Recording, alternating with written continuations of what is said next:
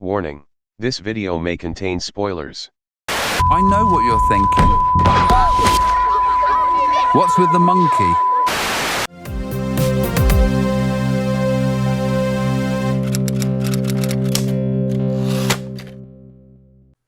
Hello and welcome back to Some Film Snobs. My name is Matt. I'm just a schmuck of a guest. And today we're reviewing Better Man and A Complete Unknown.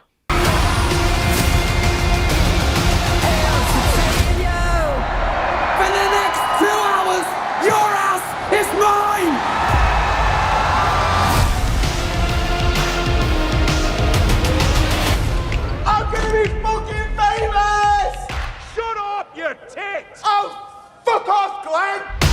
Okay, Nick, you have never been on this show before. That's because I've been on the channel a few times, but not really on this sort of show. No, you've never been yourself on the channel. You've been a character, a caricature of yourself. Now you're being the real you.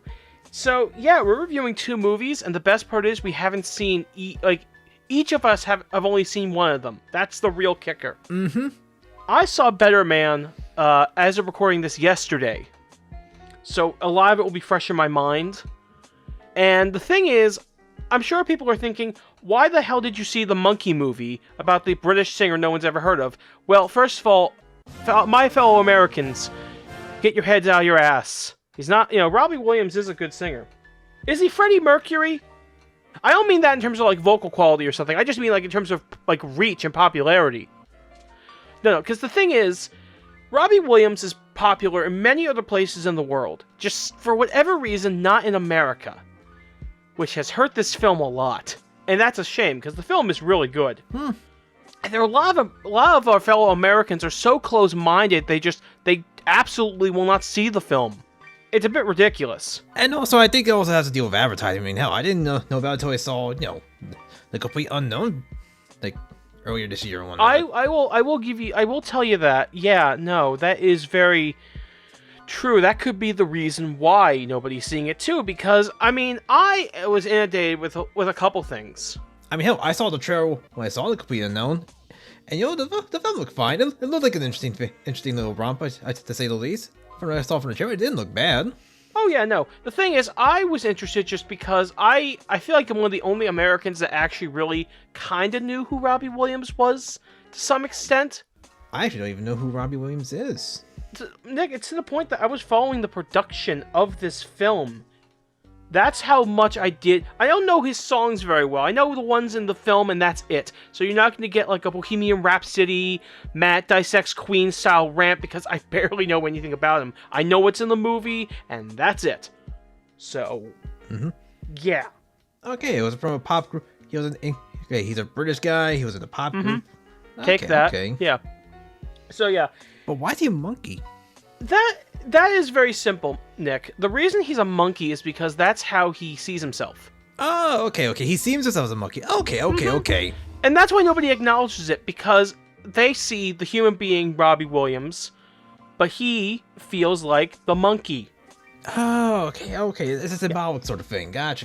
Yeah. And really, that's sort of the whole thing. And in a way, it kind of, you forget about the monkey, and we'll get to that. I'll say this. It seems strange, but I can see where it's coming from, but still on a weirdly strange sort of thing for me. Not a bad thing, though. Not bad. But I don't mean that in a bad way. I know that, and I think that's what makes it work. But let's get into the things I like, because I have a whole list. All right, Matt, lay it on me. First of all, John O'Davies as Robbie Williams, the guy who plays Robbie in the film.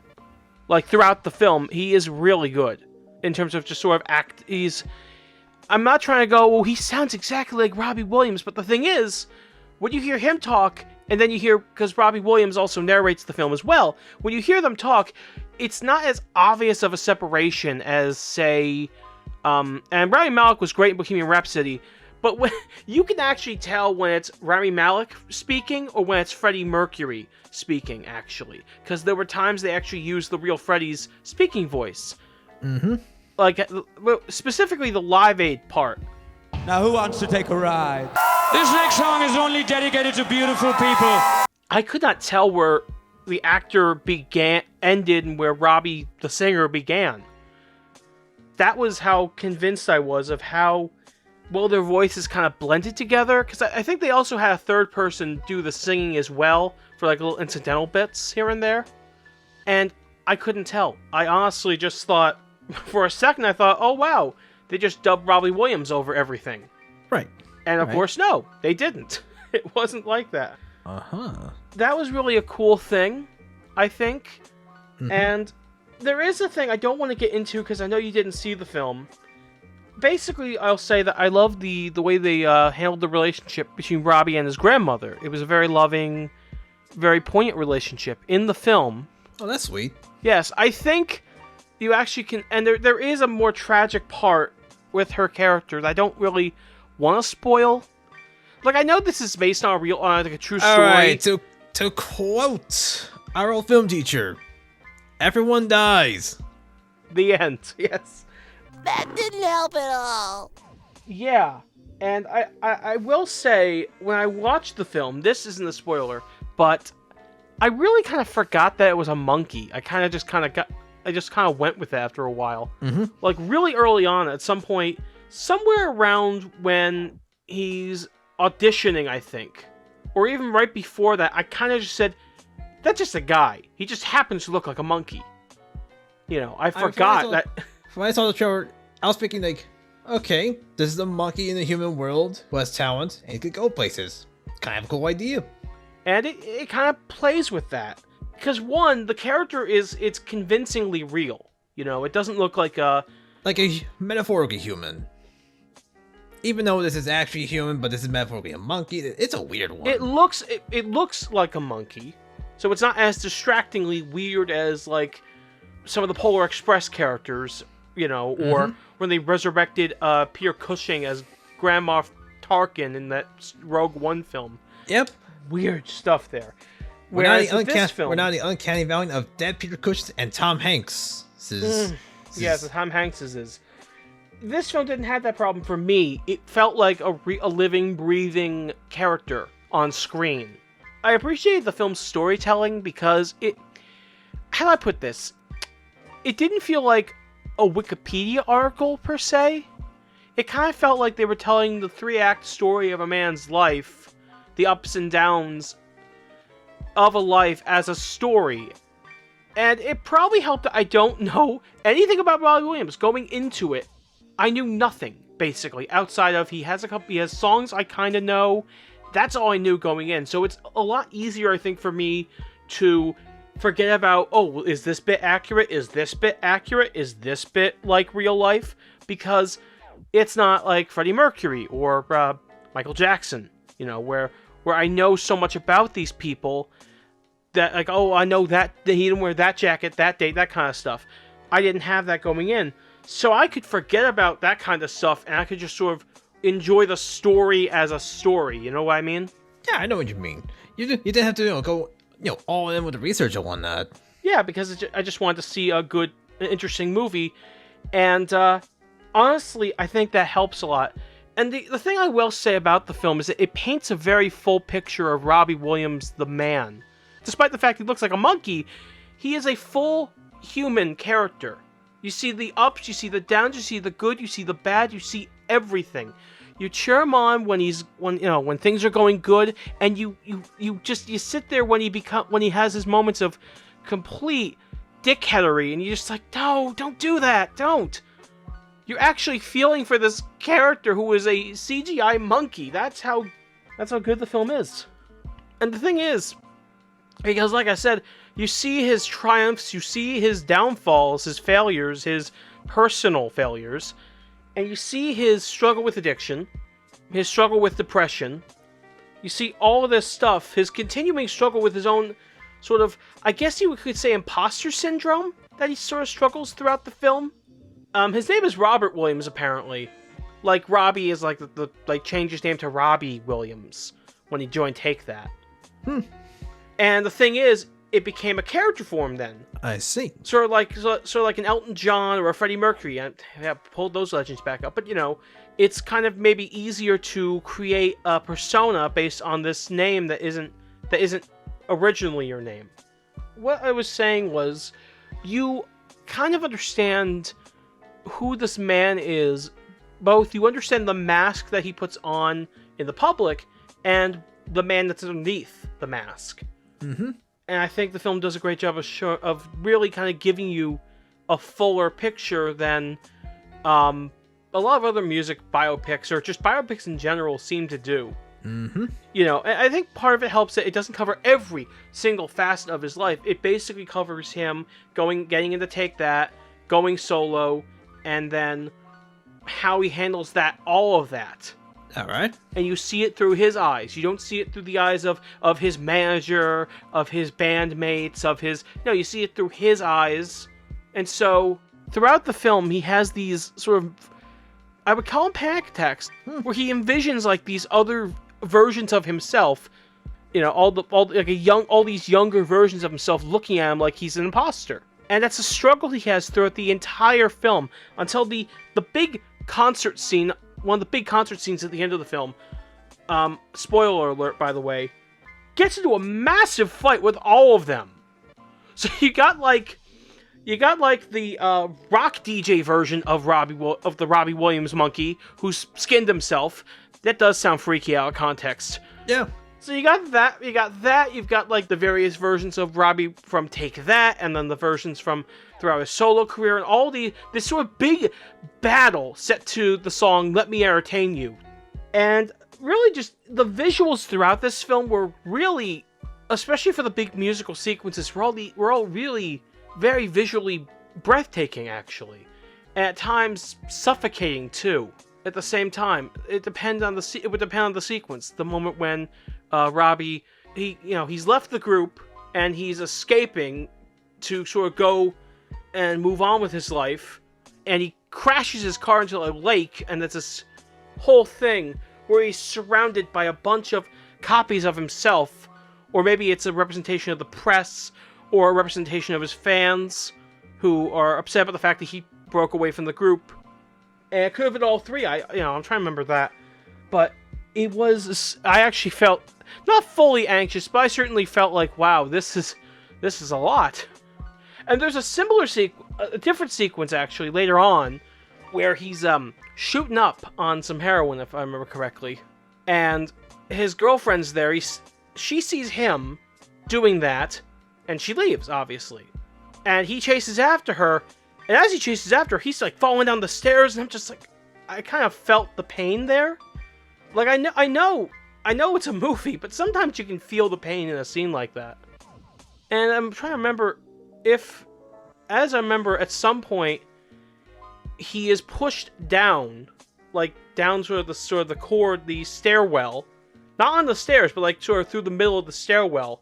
And it's a slightly trippier sequence where it goes from being just a fall to like these sort of feather boa like fans all over. I don't remember what song was set to it anymore, but it was like a pleasant song. It was a pleasant older song of some kind. That's nice. That's good. And then I go and spoil it all by saying something stupid like I love you. Like a classic from like the Sinatra, Dean Martin days. Which is a through line, by the way. One of his big influences, three big influences, Frank Sinatra, Dean Martin, Sammy Davis Jr. Oh, nice. People from the Rat Pack, basically. Yeah, basically. And, yeah.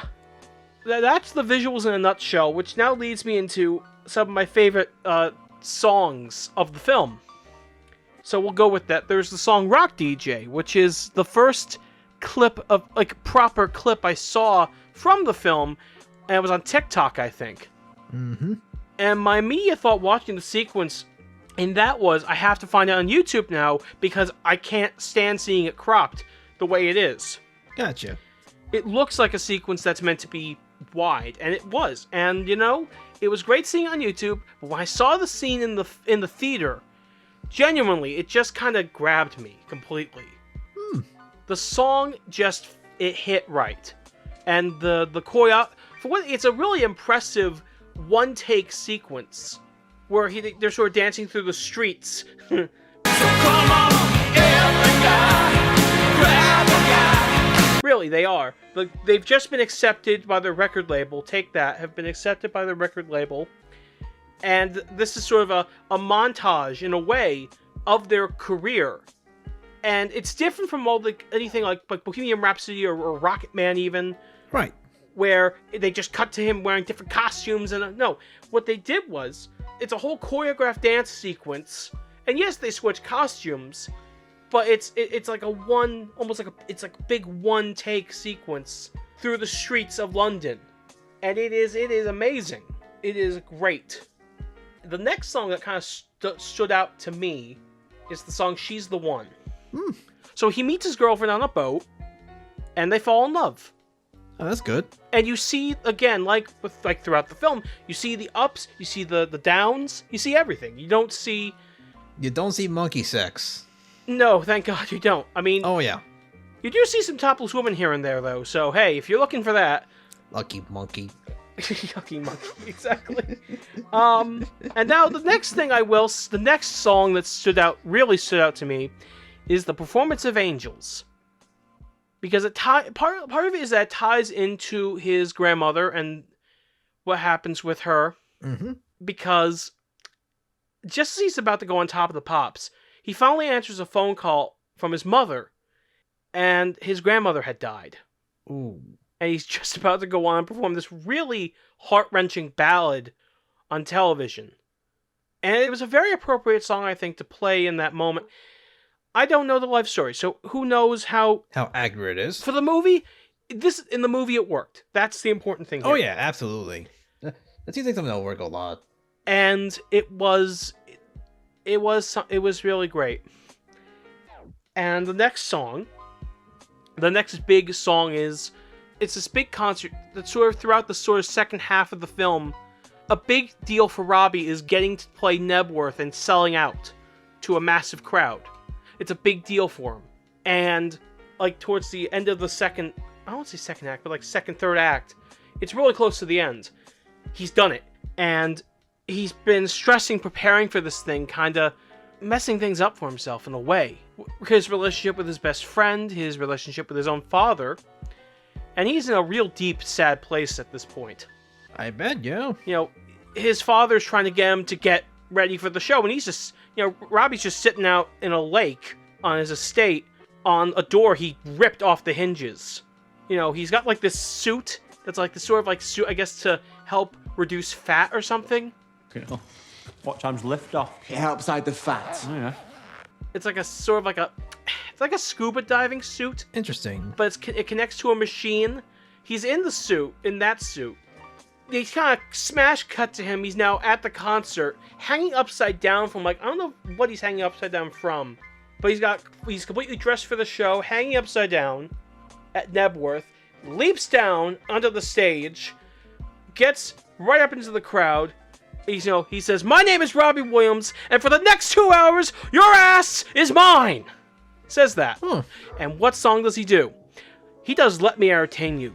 Okay. God damn, was it a good choice for that scene. It provides the right energy for that line. Interesting. And then, of course, it leads into the big fight with his own ego, in a sense. And his own self-doubt. Right. In the form of an Avengers-style brutal battle that ends with him killing the younger version of himself. Which then cuts to a scene where he has slashed one of his wrists on the frozen lake. He's hit complete rock bottom. And just before he just goes for the other wrist, he realizes that he decides, no, this isn't where I end. This isn't where I end my life. He gets out and he goes to rehab. Interesting. Yes, and he starts to recover his life, and he starts to improve himself. And it ends with him at a sold-out concert, and he sings My Way with his father. Oh, that's good. It is, because early in the film, they did share that song together. And his father had left him for a time, got back into his life, and that's been a through line as well throughout the film. And basically, that's really all I have to say about the likes. There is one little thing I did dislike, and it's very minor. Doesn't even really matter in the long run. Alright, what's a dislike? Honestly, I kind of had wished that Robbie Williams, the real Robbie Williams, had popped up at the end. Okay, yeah, I understand that. Yeah. Like, just to finish the song. You know? Yeah, showing he's becoming a turning from beast To to show man, that basically. he's- Like a To show that metaphorically. he's not to show that he sees himself as a man, as a more evolved person. Because throughout a couple times in the film, he says, "I see myself as less evolved." Now, do I think that the film is ruined because they didn't do that? Absolutely not. It still worked. Oh yeah. Really, the way I'm gonna give my final thoughts. The thing is, the film tells a good story first, and it tells it honestly. Right. It shows you the good and the bad, the ups and the downs. It doesn't pass judgment. It allows you to decide what you think. Fair enough. It is at times heartwarming, at times heart-wrenching. Right. At times, it fills you with a sort of sense of joy that all good musicals do. Mm-hmm. But then at times, it fills you with a sense of grief, a sense of agony, too. Mm-hmm. It does all that. And that's what a good film should do. Yeah, it should make you feel things and whatnot. Get invested in the whole thing. Exactly. Have satisfying payoffs. Just, be good. Make good movies good now, yeah. Exactly. Okay, so now you get to ramble on about Bob Dylan. Play it loud. Make some noise, Big D.